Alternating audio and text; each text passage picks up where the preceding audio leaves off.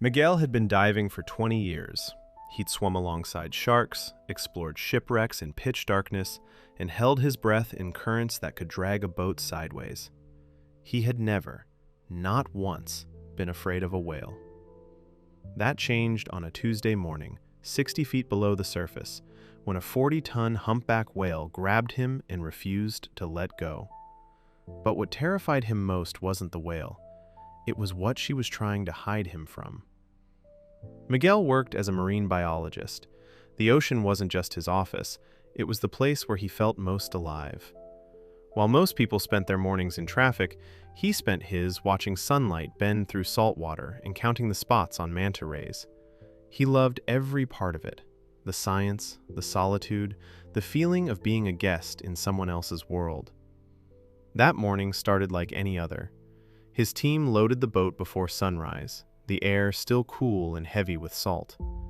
They anchored near a reef they had been studying for months, careful not to drop too close and disturb the coral. Miguel and his diving partner slipped into the water and began their work, collecting samples, recording observations, doing the quiet, careful tasks that make up real marine research. The visibility that day was perfect. Miguel could see far in every direction: the reef below, the open blue stretching endlessly ahead, and above, the fractured sunlight dancing on the surface. They were near a known humpback whale breeding ground, so seeing whales in the distance was expected. Their deep, rolling calls vibrated through the water like a second heartbeat. After about an hour, Miguel's partner headed back to the boat with their samples. Miguel stayed behind. He wanted a few more minutes alone in the water, just him, the reef, and the quiet. He floated there, watching a small group of humpbacks pass in the distance, their massive silhouettes gliding like slow-moving clouds. Then one of them turned. It separated from the group and began swimming directly toward him, not casually drifting, swimming with purpose. Miguel watched it approach, fascinated at first. Humpbacks are gentle animals. He had been near them dozens of times, but this one wasn't slowing down. He shifted to the left. The whale adjusted. He moved right. She followed. She closed the gap between them until he could see the individual barnacles crusted along her jaw, the pale grooves running down her throat, and her eye, dark, round, and fixed directly on him. She was enormous, close enough that her pectoral fin could have crushed him with a casual sweep. Miguel did something instinctive. He reached out and touched her. She let him. For a brief, surreal moment, his gloved hand rested on her skin, and she held still, as if acknowledging him. It was the kind of encounter most divers dream about. Then it stopped being a dream. The whale pressed closer. She nudged him with her fin, pushing him sideways. When he tried to back away, she blocked his path. Her skin, rough with barnacles, scraped against his wetsuit hard enough to sting. She was gentle for a creature her size, but gentle for a humpback still means overwhelming for a human. Miguel pushed against her, but it was like pushing against a wall that could think. His heart rate climbed. He was alone. The boat was too far away. Nobody was coming. She began using her nose to push him upward. Not a nudge, a deliberate, sustained push. Miguel fought it at first, kicking downward, but she was relentless. She drove him all the way to the surface. He broke through, gasping, the whale rising beside him, her blowhole releasing a burst of warm, misty air that hit his face. From the boat, his team could see him, a tiny figure next to a massive gray shape, but they were too far to help. Miguel tried to swim toward the boat. She cut him off. Every direction he turned, she was there, circling him, nudging him, positioning herself between him and the open water. He had spent his entire career studying these animals, advocating for their intelligence and gentleness. Now, treading water beside one that wouldn't release him, he felt something he hadn't expected: real, chest-tightening fear. Then she opened her mouth. From the boat, his team watched in horror as the whale engulfed Miguel's upper body and pulled him below the surface. They scrambled for the rescue boat, shouting coordinates and fumbling with the engine. By the time they reached the spot, the water was still. No whale, no Miguel, just empty ocean and the faint echo of their own panicked voices. Below the surface, Miguel was trying not to die. The whale held him carefully, not biting, not crushing, but firmly enough that he couldn't free himself.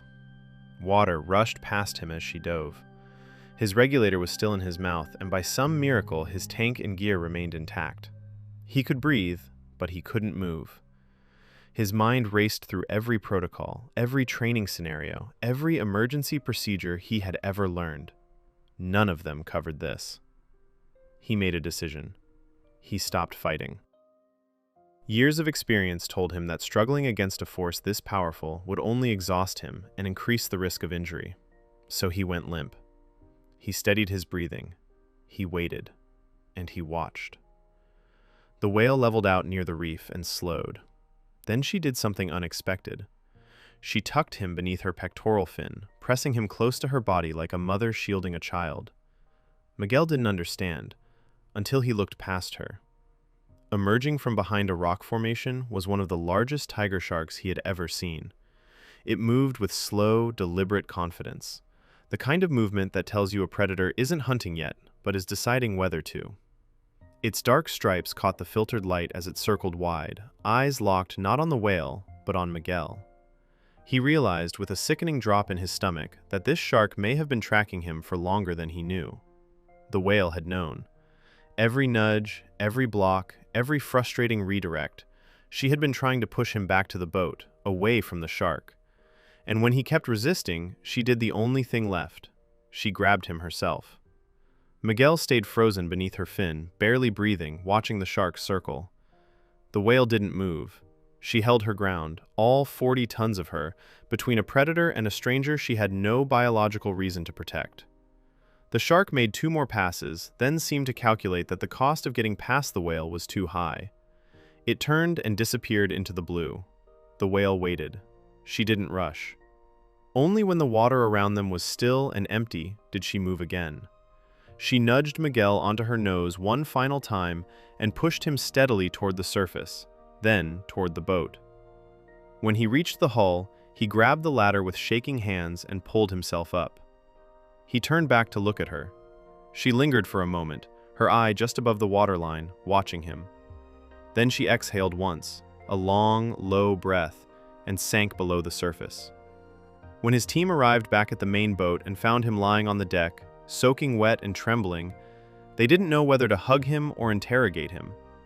He held up a hand and said, "Give me a minute." Then he told them everything. The boat was silent for a long time after that. Nobody suggested another dive. They pulled anchor and headed home, each of them replaying what they had witnessed. Miguel sat at the stern and stared at the water. He had spent his life studying whales, writing papers about their intelligence, arguing that they were more than instinct-driven animals.